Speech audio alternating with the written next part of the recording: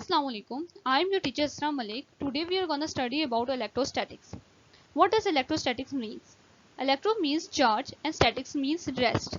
Thus in electrostatics we studied about the charge when it is at rest. Now what happens if the charge is in motion? If the charge is in motion, as a result current is produced. As we all know that flow of electrons is known as current. And we're going to study this another branch of physics known as electrodynamics, where dynamics means change. There are certain properties of charge. As we all know, there are two types of charges, positive charge and negative charge. Electrons are negatively charged and protons are positively charged. If two similar charges are placed together, then the force between these two charges is force of repulsion. And when two unlike charges are placed together, then they attract each other. These are very basic concepts. There is a very another important property of charge known as quantization. What does quantization mean? Quantization means that charge exists in discrete packets. And where this property helps us? This property helps us when two bodies rub together. As a result, charge transfer from one body to another in the form of packets.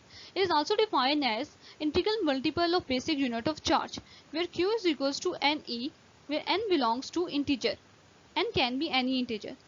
And E is the basic unit of charge whose value is 1.6 into 10 raised to power minus 19 coulomb.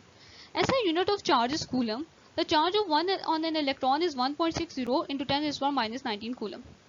How many electrons in 1 coulomb of charge? We can find this from this equation where Q is equals to 1 coulomb and electron is value of E is equals to 1.6 into 10 raised to power minus 19 coulomb. And by putting the values, we found that in 1 coulomb of charge there are about 6.24 into 10 raised to power 18 electrons. Now we are going to study about Coulomb's law, which is very important law in electrostatics, which was first made by Coulomb, which gives us the quantitative measurement of the force between two electric charges. What does Coulomb's law state? It states that if two charges Q1 and Q2 are placed at a distance r from each other, then the force of attraction and repulsion between these two charges is directly proportional to the product of magnitude of these two charges and inversely proportional to the square of distance between them.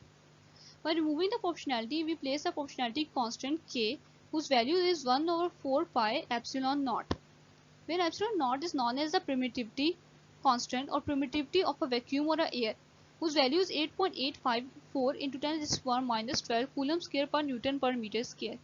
Thus, if the value of epsilon naught is this, then the value of k is 9 into 10 to the power 9 Newton meter square per coulomb square.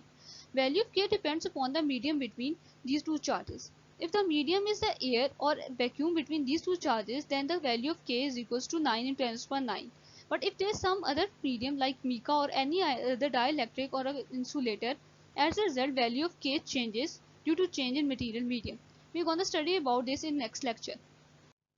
Now I am going to explain about the vector form of Coulomb's law. Let's suppose two charges Q1 and Q2 are placed at the distance r from each other. Force exerted by Q1 on Q2 is F21 and the force exerted by Q2 on Q1 is F12 with the unit vector direction R12 and R21. As these forces are opposite to each other, so R21 is equals to minus R12. By putting the value of R12 in this equation, we find that F12 is equals to minus F21, which clearly explains that these two forces are equal and opposite to each other. Now there are certain limitations of Coulomb's law. The very first limitation, that is charge must be point charge.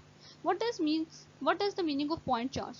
This means that the size of the charges must be very less than the distance between them. Coulomb's law is only applicable on point charges.